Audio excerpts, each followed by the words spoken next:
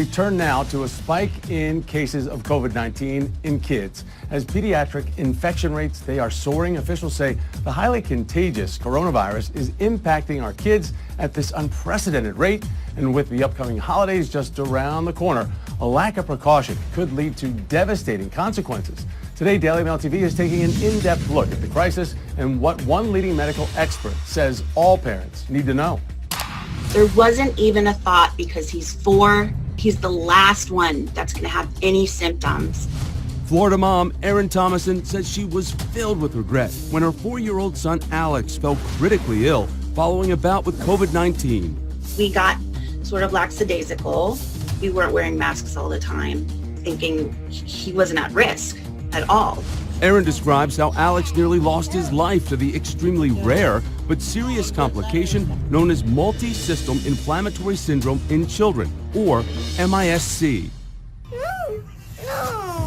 He started with a fever, then it became drastically worse. He lost control of his bowels. His lips were beet red.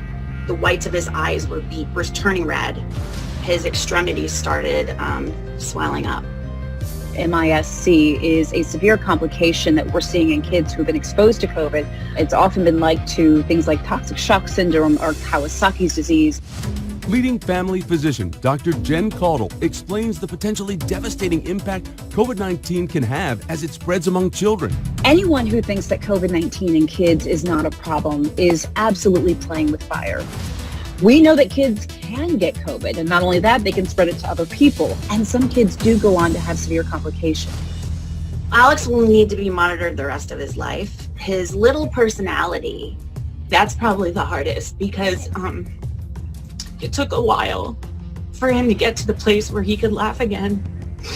While child fatalities remain extremely rare, reportedly less than 0.01%, Missouri mom Stephanie Franek says her 13-year-old son Peyton lost his life to COVID-19 complications. He just wasn't getting better and his condition was getting much worse.